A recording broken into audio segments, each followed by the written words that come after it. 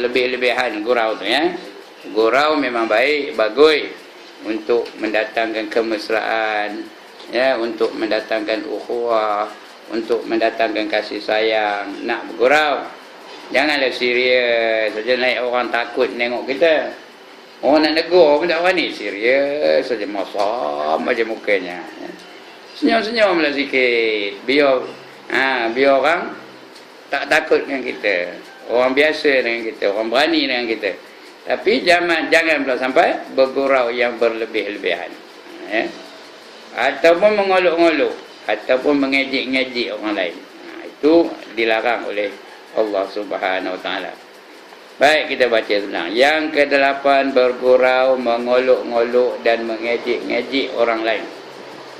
Maka hendaklah engkau memelihara lidahmu daripada mengolok-olok dan mengejek-ngejek orang lain, sama ada dalam bentuk percakapan yang bersungguh-sungguh ataupun dalam bentuk bergurau-gurau saja.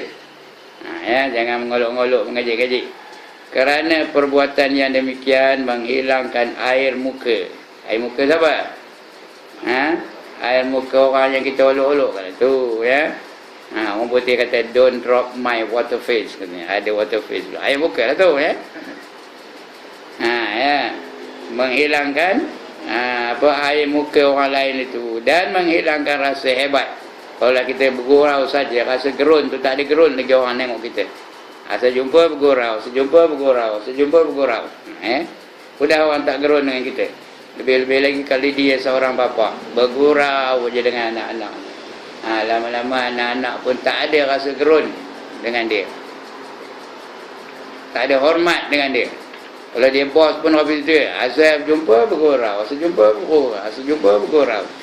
Jadi dia sudah tak ada jurang antara dia dan pekerjanya. Jadi pekerjaan pun tak ada segan, tak ada malu-malu dengan dia. Dan terkadang membawa kepada rasa jauh hati dan menyakiti hati. Kadang-kadang jauh hati orang yang kita ejek tu. Yang kita perli tu, yang kita mengolok-ngolok tu, jauh hatinya. Sampai hati dia cakap begitu, ya, katanya.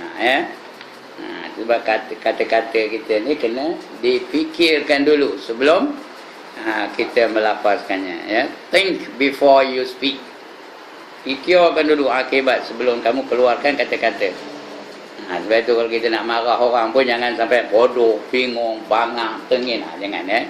Kerana jauh hati kawan tu bila dia kabur begitu. Maka dari situlah mulanya pertengkaran. Bila dia dah jauh hati, bila dia sakit hati, bila dia dah marah, mulalah pertengkaran dan kemarahan yang akhirnya membawa kepada putusnya hubungan.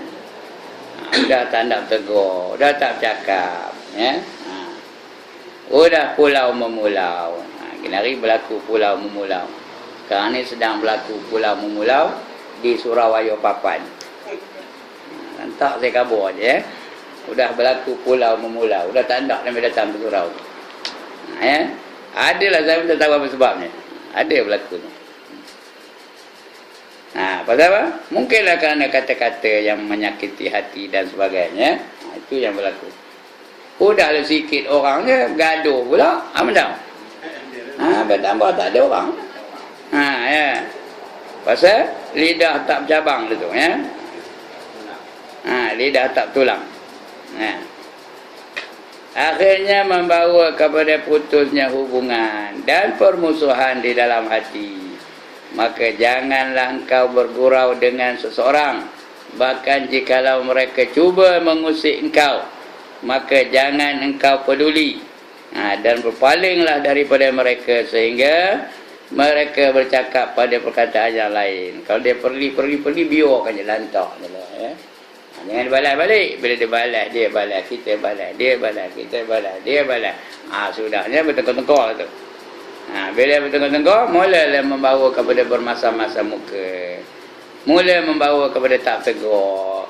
Mula membawa kepada bermaki-makian. Sudahnya tangan pula naik. Penumbuk ini tak kata. Sudahnya bercabar-cabaran. Kalau jantan dia kamu, udah mula dah tu. Kalau jantan ya kamu, mari sini kita. Udah bermula berlaku. pertengkaran, bermusuh-musuhan. Sehingga mereka bercakap perkataan yang lain. Bila ada tajuk yang lain, baru kita campur. Kalau tidak, jangan campur. Dan hendaklah engkau menjadikan dirimu daripada golongan orang yang disebutkan oleh Allah Ta'ala di dalam firman-Nya, wa idza marru bil lagwi marru kirama. Maksudnya, dan apabila mereka melalui dengan perkara yang sia-sia, mereka akan lalu dengan menjaga kehormatan diri. Nak biar itu. Kalau nak satu sia-sia, biar dia melalui dia dengan menjaga kehormatan dirinya, menjaga percakapan dia, menjaga hati orang lain, menjaga hati orang yang mendengar percakapan kita, supaya mereka tak terasa, tidak terasa kecil hati.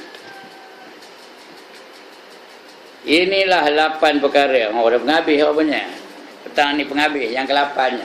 Cara menjaga lidah tu. Inilah dia 8 perkara yang merupakan penyakit lidah yang besar-besar. Apa dia? Bermula dengan dusta, ya. Bermula dengan dusta.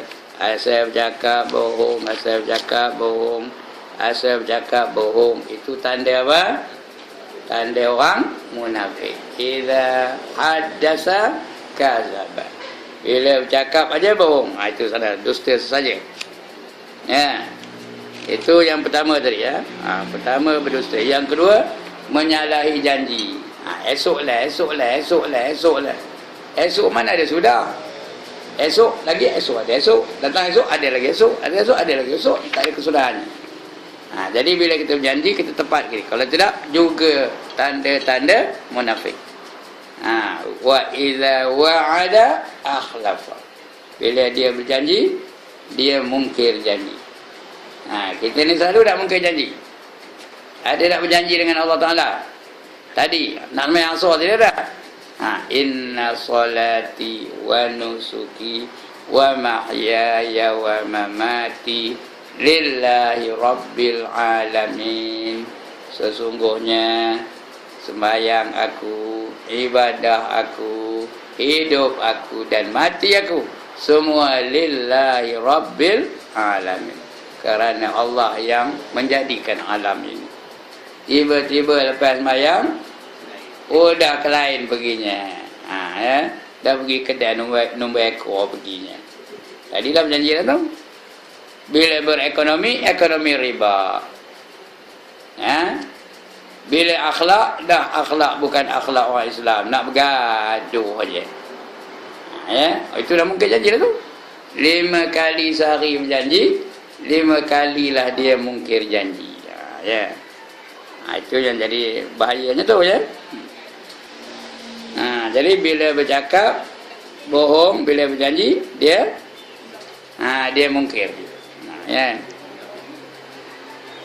Yang ketiga, mengumpat orang.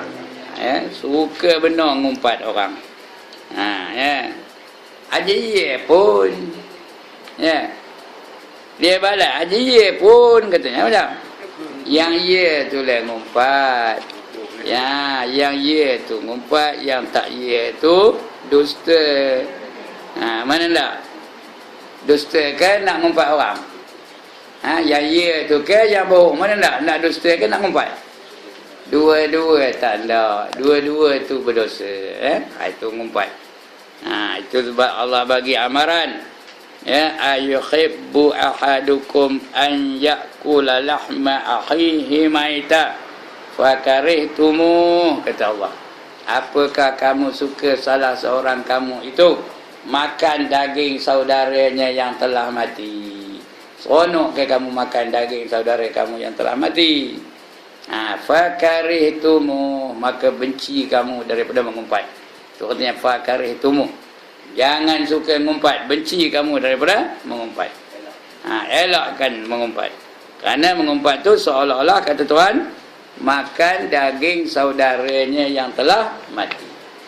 Adik kita dah mati, pehanya, lepas tu buat masak merah, kita makan, sebenar. Macam itulah ibaratnya Allah khabar betul, ya. Itu jangan mengumpat. Yang keempat, berdebat-debat, bertengkar-tengkar macam tadi lah, berdebat. Nak menegakkan kebenaran. Dia sebenarnya bukan nak menegakkan kebenaran, dia nak menang. Walaupun dia tahu dia salah, bertengkar juga. Asalkan dia nak dapat kemenangan. Ada satu orang begitu lah, dia nak bertengkar, dia tahu dia dalam salah, bertengkar juga. Dia dah tahu dia salah tu, bukan tak tahu-tahu.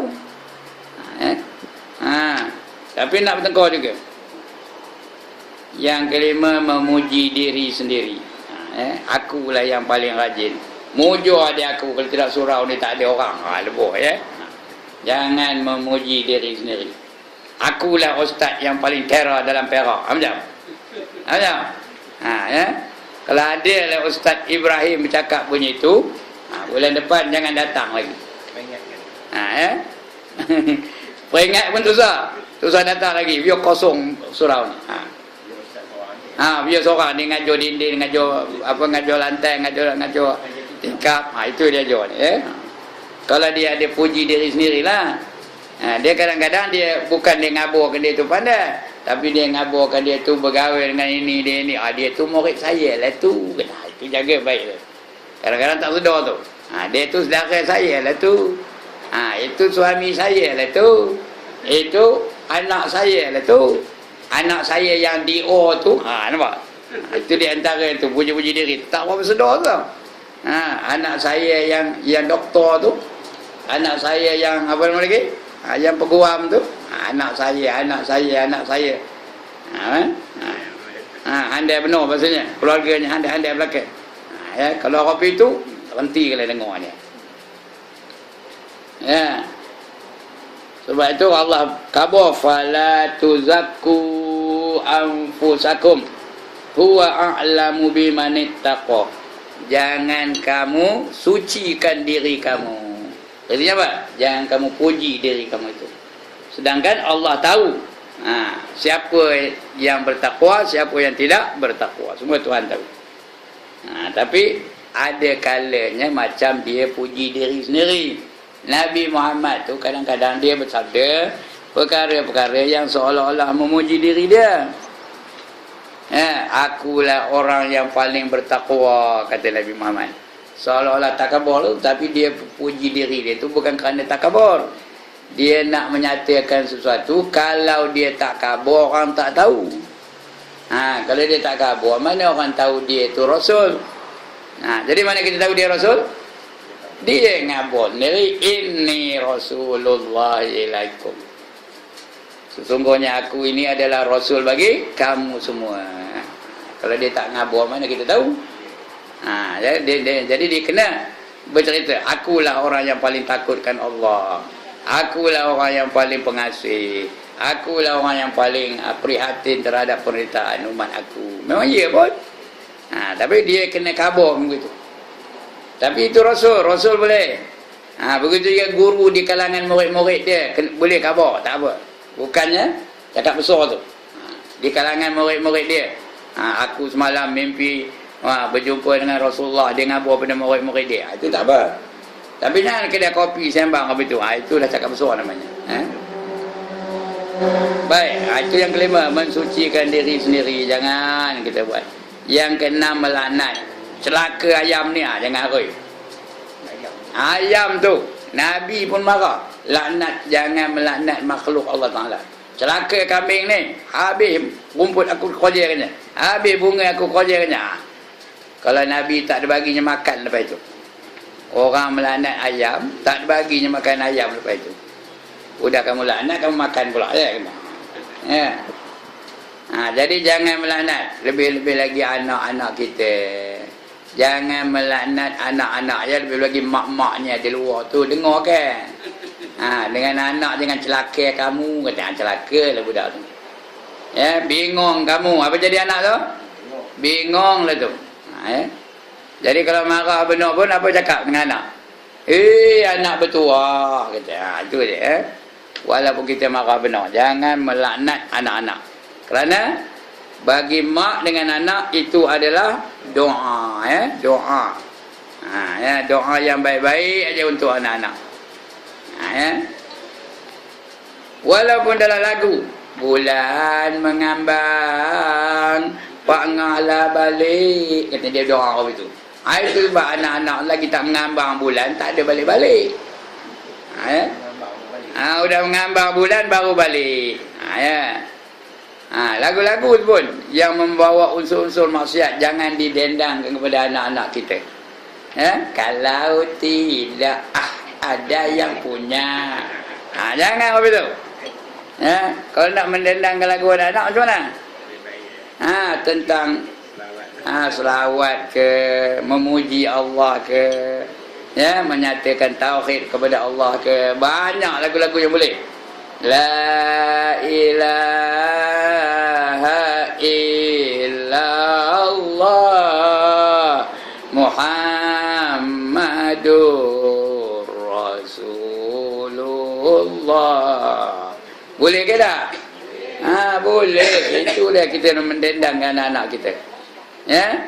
La ilaha illallahul malikul haqqul mubin Muhammadur Rasulullah Sadiqul wa'dil amin. Itu je lagu-lagu yang kita dendangkan anak-anak kita. Itu doa kita loh kepada mereka. Doa ibu kepada anak-anaknya. Nanti anak-anak itu akan membesar dengan kalimah syahadah, akan membesar dengan kalimah selawat, akan membesar dengan kalimah yang menyeru mereka supaya taat kepada Allah dan Rasul. Itu seolah-olah doa dari ibu-ibunya. Tapi kalau lagu-lagu yang apa? Yang boleh merosakkan akhlaknya, bila larut malam cekut. Esok siap ya. Itu sebab kadang-kadang anak-anak kita ni rosak akhlaknya sebab doa oleh ibunya. Tambah sekarang ni buayan dia bukan kopi ni tau. Buayan tu nak ngenjut. Kalau kopi ni tak sesuai pun apa? Lagu-lagu sekarang ni dia nak ngenjut baru sesuai. Itu yang ngenjut tu. That's the way I like it. Itu jadi kutub rahak tu. That's the way I like it. Kutub rahak jadinya. Maknya mendoakan baginya. Itu dia. Itu yang ke-6. Yang ke-7 mendoakan celaka bagi orang lain. Tengok budak naik motor laju-laju apa? Mampu lendak itu. Terlanggar pokoknya lendak itu. Tipe dia nyor lendaknya katanya. Dia mendoakan buruk bagi seorang. Lantak sikit tulang dia dah mampu katanya. Itu tak boleh. Kita mendoa biar yang baik-baik untuk orang lain. Nabi pun dia berdoa yang baik-baik untuk orang-orang yang memusuhi dia. Apa kata Nabi? Allahumma hdi qaumi fa innahum la ya'lamun. Ya Allah, berilah petunjuk kepada kaum aku, sesungguhnya mereka tidak mengetahui. Itu yang ke-7.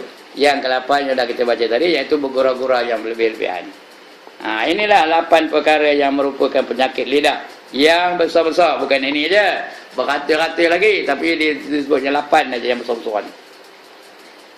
Maka tidaklah ada yang dapat menolong kau dalam menjaga lidahmu kecuali hanya uzlah. Apa kata uzlah? Jangan suka bercampur dengan manusia.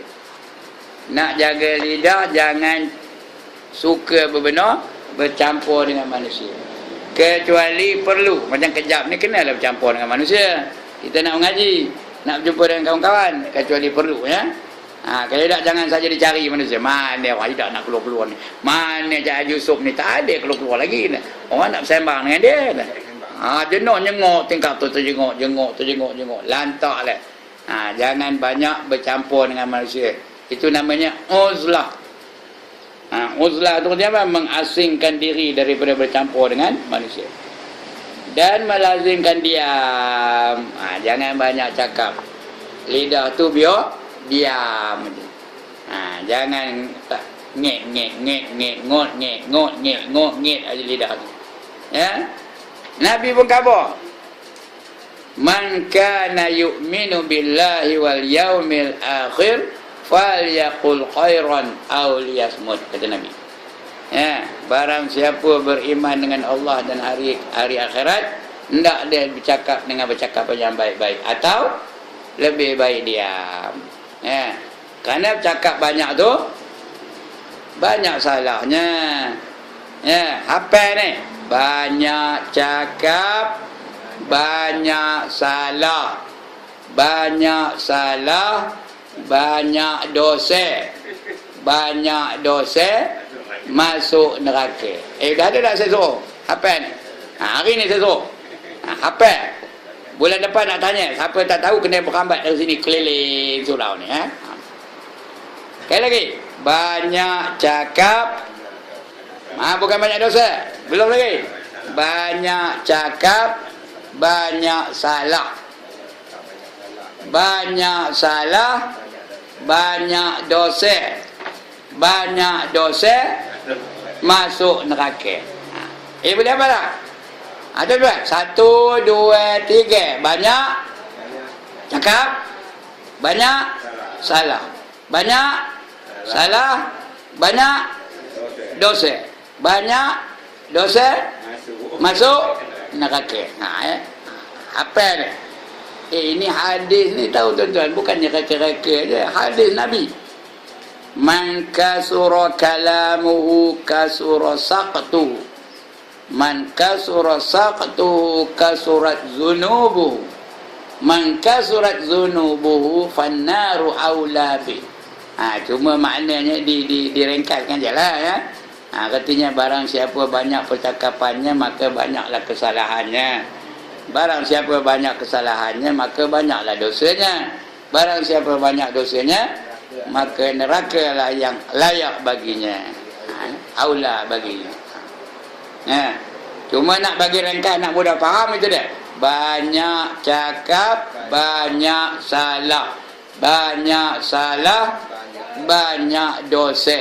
Banyak dosa, masuk neraka. Ini nak bagi senang hafal. Padahal makna hadis itu bukan bunyi tu ya, bunyi yang tadi lah, panjang sikit.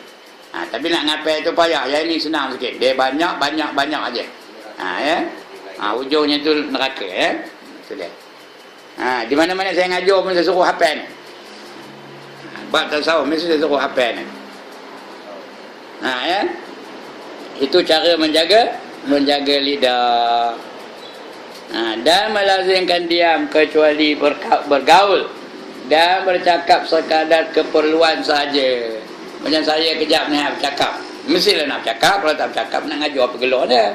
Kalau dah saat duduk sini diam, dia tuan-tuan perempuan tengok saya tengok perempuan-perempuan gitu kan. Kenalah bercakap. Tapi bercakap biar berpada-pada. Biar yang baik-baik aja. Yang memberi manfaat aja. Ya, jangan bercakap yang sia-sia. Jangan bercakap ngumpat orang pula. Jangan ngumpat orang lain. Ya. Jangan jangan menuduh orang lain. Biar cakap yang baik-baik. Ya, yang keperluan saja. Dan adalah Abu Bakar As-Siddiq radhiyallahu anhu selalu meletakkan satu di dalam mulutnya supaya dapat ia menahan mulutnya daripada bercakap yang tidak perlu baginya. Yang tidak perlu. Ada je dalam mulut itu batu ke, ya, tasbih ke, apa-apalah. Supaya dia apa? Supaya menahan dirinya daripada bercakap yang bukan-bukan, yang tak perlu. Dan beliau mengisyaratkan kepada lidahnya. Lidah ni tak boleh bercakap ni. Inilah yang banyak membawa aku ke jurang kebinasaan. Maka aku mestilah berjaga-jaga daripadanya, katanya.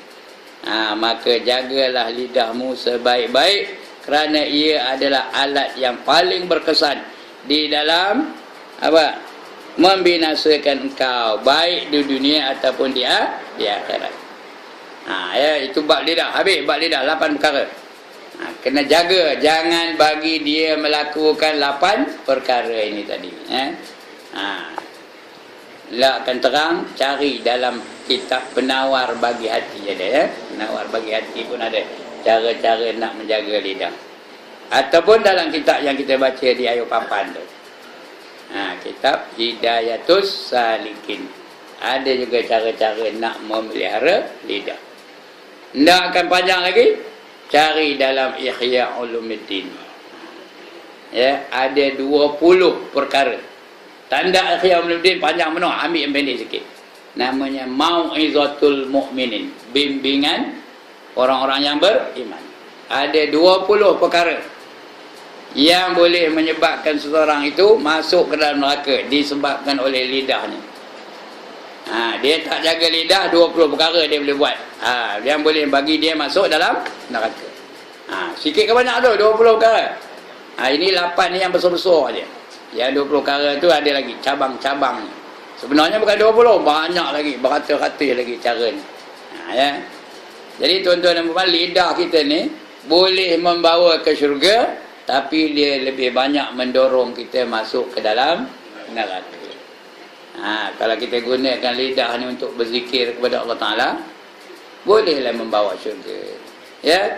Sebab itu tuan-tuan dan puan, bila rasa nak ngumpat aja, tukar. Saya rasa nak ngumpat ni, nak ngumpat Pak Saleh. Subhanallah. Amjad. Sekali sebut subhanallah, pahalanya memenuhi langit dan bumi. Sekali aja. Mana tak? Nak makan daging saudara yang dah mati ke, ataupun tak pahala memenuhi langit dan bumi? Ini kalau orang yang bijak, dia tahu macam mana nak memelihara lidah ni. Bila rasa teringin nak ngumpat aja, terus puji dia. Dia tak ada sini. Kita nak ngumpat dia, terus puji aja dia. Oh, dia tu bagus, baik, warak. Ya. Jangan terus-terus je dia tu wakrak. Macam tu lah, tak ada. Okey. Itu lidah.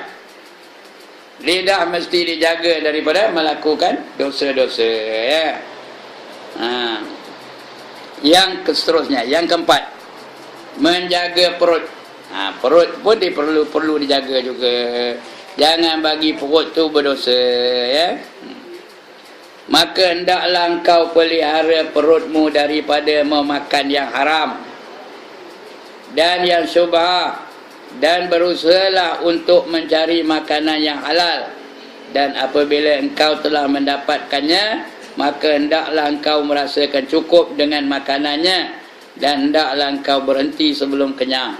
Kerana perut yang kenyang itu merasakannya atau mengeraskan hati dan menumpulkan akal dan memberatkan anggota daripada berbuat ibadat dan mencari ilmu dari mencari ilmu. Bahkan perut yang kenyang itu akan menguatkan syahwat dan membantu tentera syaitan. Ya. Jadi macam mana nak jaga perut? Nombor 1, makan bio yang halal. Ya, bio yang halal saja. Yang kedua, jangan makan yang haram. Yang ketiga, jangan makan yang syubhah. Apa arti syubhah? Yang samar-samar, tak tentu antara haram dan halalnya. Itu syubhah, namanya mutasyabihat. Al-halalun bayyinun wal haramun bayyinun. Ya. Wa bainahuma fi umurin mutasyabihat. Yang halal itu nyata, yang haram itu pun nyata. Antara halal dan haram itulah yang dipanggil mutasyabihat, yang syubhah. Samar-samar, kita tak tahu dia halal ke haram. Ya. Nak dikatakan haram, dia tepung, apa haramnya tepung. Dia soya, apa haramnya soya. Nak dikatakan halal, takut ada unsur najis di dalamnya. Takut ada najis. Maka kalau ada najis, apa hukumnya? Dia haram. Tapi tak nampak najis itu. Ya. Takut ada unsur najis di dalamnya. Kalau dia najis, dia tetap haram. Kalau haram, apa macam? Kullu lahmin nabata min haram fannaru awla bih, kata Nabi. Setiap daging yang tumbuh dari makanan yang haram, maka api neraka lah yang layak baginya. Sebab itu kita nak jaga makanan. Jangan masuk dalam perut kita ni yang haram dan juga yang syubhat. Baik, mencari yang halal itu wajib. Bila kita dah dapat yang halal, jangan pula penuh perut tu dengan benda-benda yang halal. Jangan lebih kenyang. Ya, biar udah kenyang, udah terasa kenyang, apa buat? Berhenti. Begitulah Nabi Muhammad. Dia makan hanya ketika lapar dan berhenti sebelum kenyang. Udah ada terasa, berhenti lah tu. Itu elok duduk makan tu macam duduk orang tabligh. Ada pernah tengok orang tabligh duduk macam mana? Ha. Tuan Haji ni tak datang hari ni. Macam dia dah selalu duduk makan macam mana? Ha? Lutut kata, ya. Ha. Duduk atas kaki. Kerana kalau duduk habis tu dia segera terasa kenyang. Ha, makan-makan sikit sudah terasa. Ha, berhentilah bila dah terasa. Kita ni terboyer je perut, kenapa? Kenapa terboyer perut? Duduknya bersilai. Ha, bila makan-makan nasi tu lepas ke bawah, sudah tak terasa kenyang lagi. Ha, sudah sendat di bawah baru dia naik ke atas. Ha, itu lah, kalau hak perut tak ada rasa kenyang lagi, sudah hak leher baru terasa kenyang. Ha, ya. Ha, itu yang terboyer aja perut tu. Pasal kita tak berhenti. Lagi tak muntad, tak berhenti. Bukan muntad. Ha, ya. Ha, Nabi tak ada terboyer perutnya. Ha, ya. Kecil aja perutnya. Very slim, ya. Itu Nabi. Ha, ya. Sebab wajahnya pun sempurna. Nabi tu. Kerana dia berhenti sebelum kenyang. Hanya bila dia lapar je dia makan. Ha, itu kalau yang halal tu, ya. Ha, jangan terlalu kenyang. Kalau terlalu kenyang, dia boleh membawa kepada haram. Kemudian akibat terlalu kenyang ni, yang pertama, apa? Ha, ya, mengeraskan hati. Keras hati.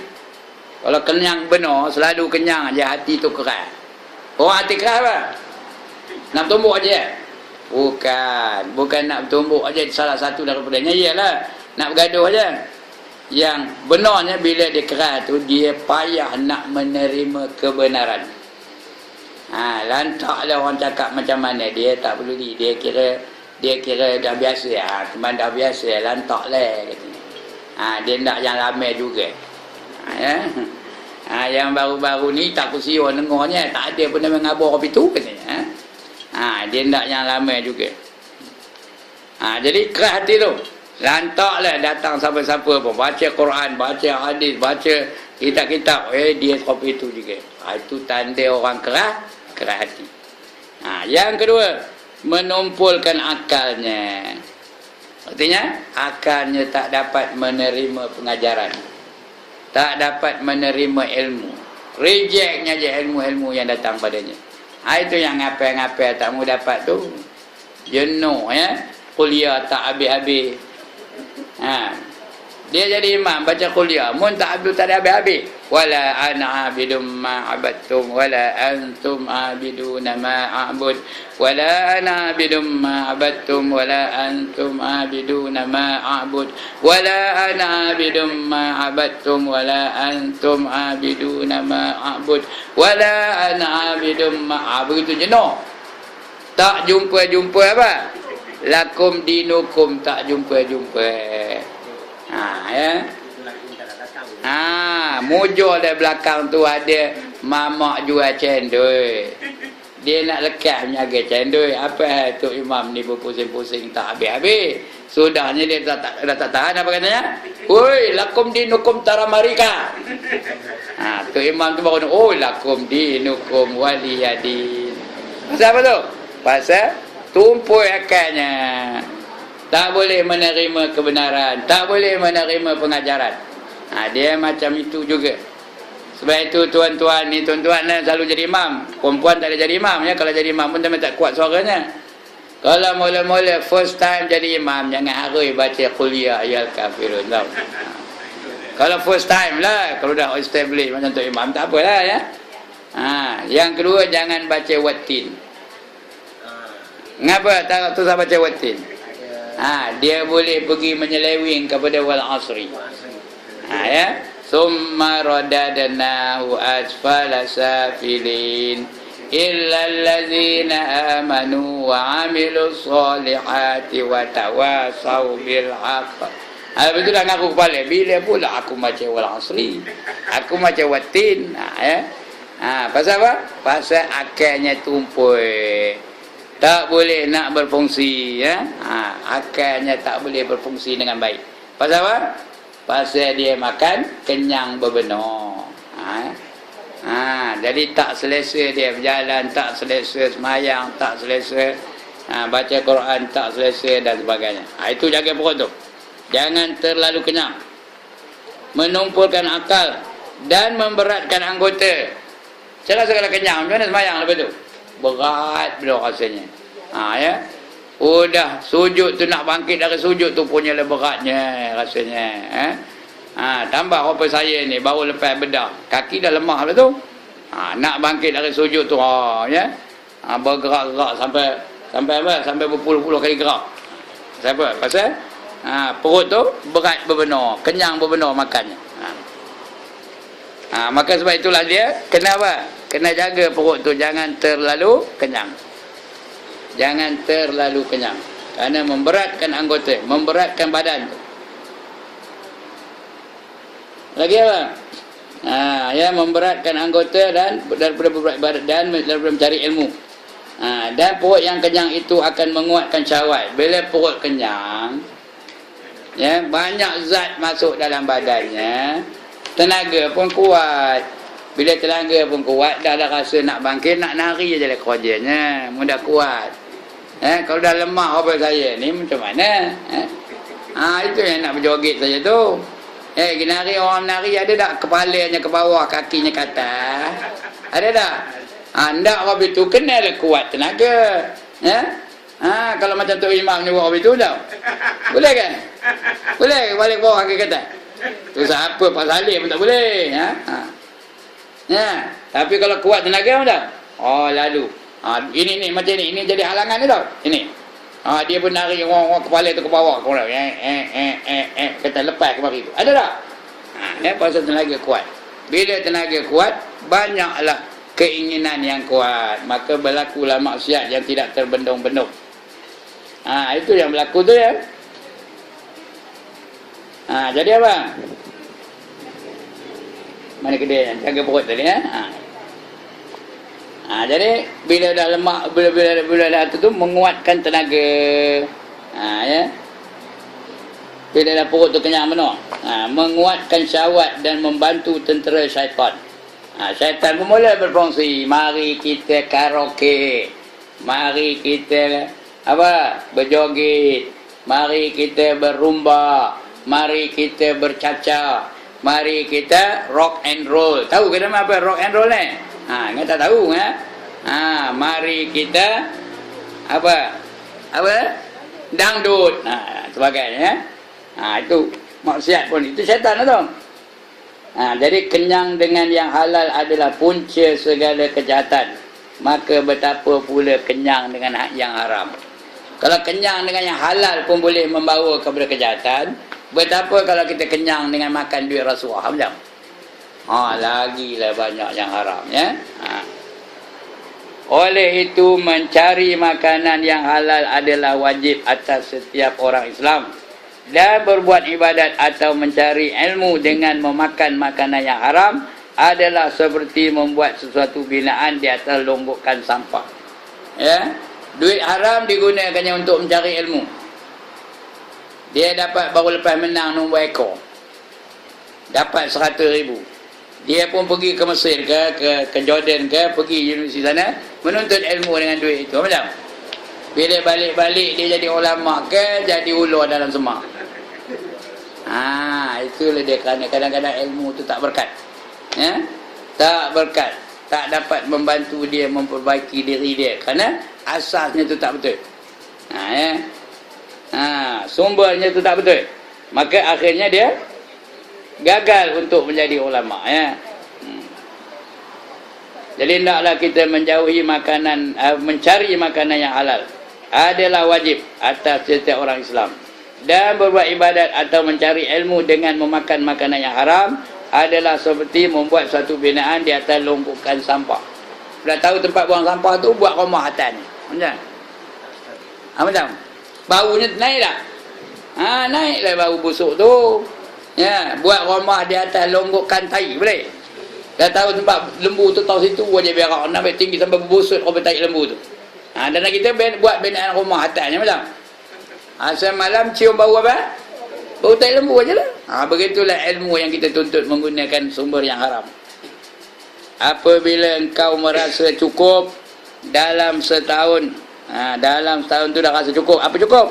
Dengan hanya memakai sehelai baju yang kasar, dan merasa cukup dalam sehari dalam sehari semalam dengan 2 potong roti sebagai makanan daripada tepung yang kasar, dan engkau mampu meninggalkan kelazatan gulai, maka pasti makanan yang halal cukup bagimu.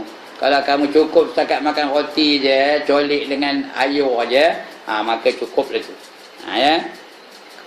Pasti janji apa? Janji makanan tu halal, jangan yang haram, ya. Maka pasti makanan yang halal cukup bagimu. Harta yang halal itu sebenarnya banyak, tapi berlebih-lebihan udah jadi mumbazir, ya.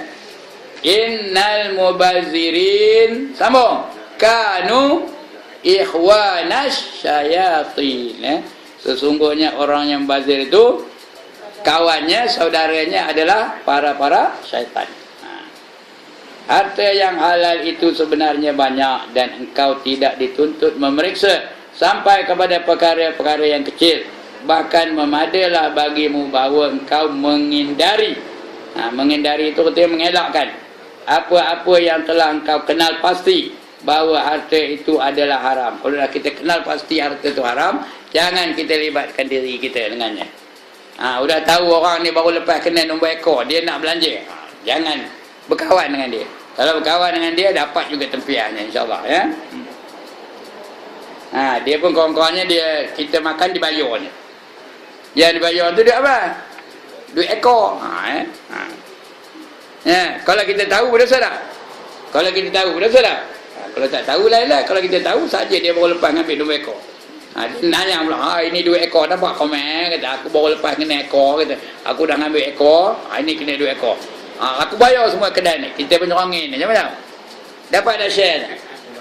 Dapat apa sahamnya, ya? Bahkan memadalah bagimu bahawa engkau menghindari. Menghindari itu artinya menjauhkan apa-apa yang telah engkau kenal pasti bahawa harta itu adalah haram. Kita tahu dia kerja mencuri aja. Ya, kemudian dia sedekah kita barang yang dicuri itu. Dia kerjanya mencuri barang aja. Itu dia sedekah aja barang itu. Kita mau ambil makan. Bukan aku mencuri, dia mencuri. Boleh ke cakap betul? Tak boleh, ya. Hindari. Kerana itu adalah haram. Atau engkau sangka bahawa ia adalah haram.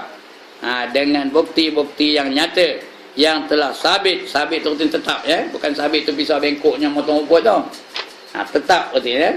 Yang telah sabit pada harta tersebut. Adapun harta yang sudah nyata haram,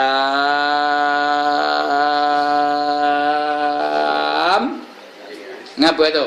Udahlah tu, ya. Tu akan datang kita baca, insyaAllah, ya.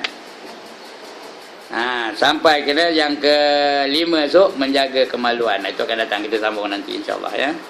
Baik, sekian dulu untuk hari ini. Ya, minta maaf lah, sudah sampai pukul 6.28, dah dekat 6.30 dah. Ya, ada masalah, silakan. Tak ada masalah. Handai dia.